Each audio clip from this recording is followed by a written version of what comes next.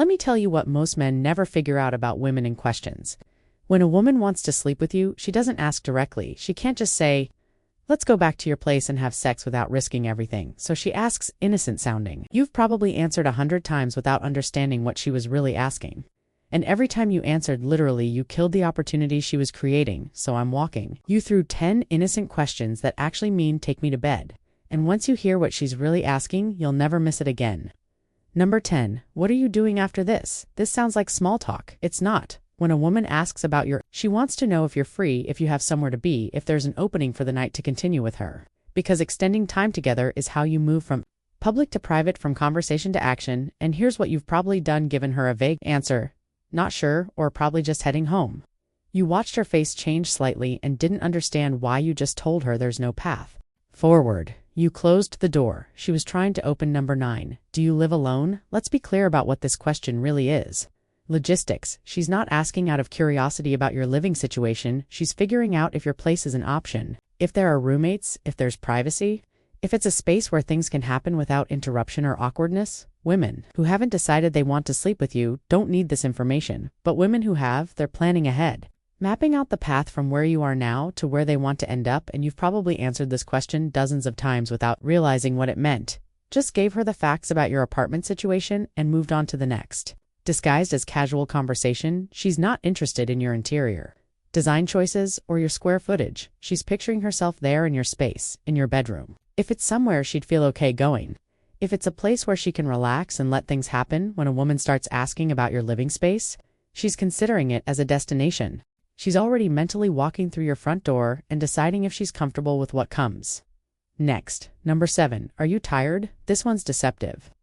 On the surface, it sounds like she's checking your energy level, being considerate, making sure you're okay, but what she's really asking is, are you too tired to take this somewhere? To take me somewhere?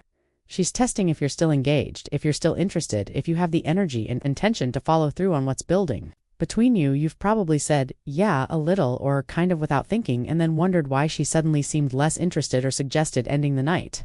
You told her you were done. She heard it loud and clear. Number 6. Do you have roommates? Right now, notice the specificity right now. She's not asking if you generally have roommates. She's asking if they're home at this exact moment.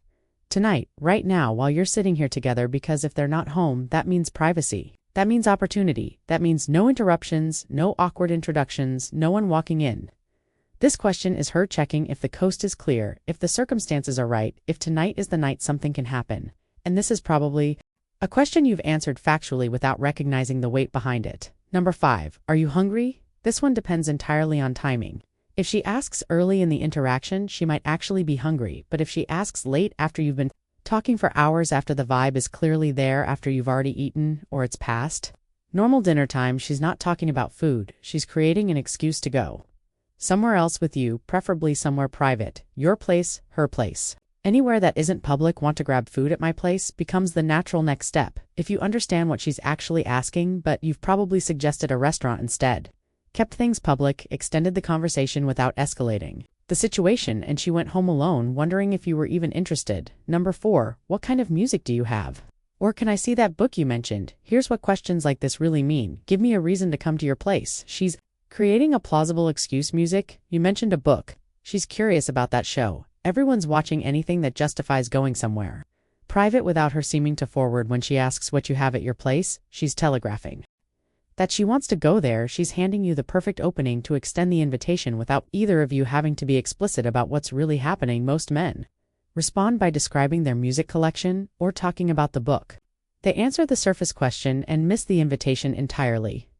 Number 3. Can I use your bathroom? This is the oldest move in the book, and it still works because most men don't see it coming.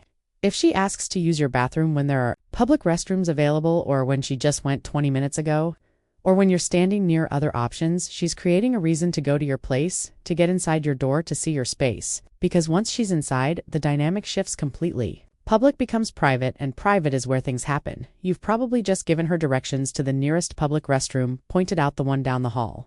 Completely missed that she was trying to engineer a reason to go home with you.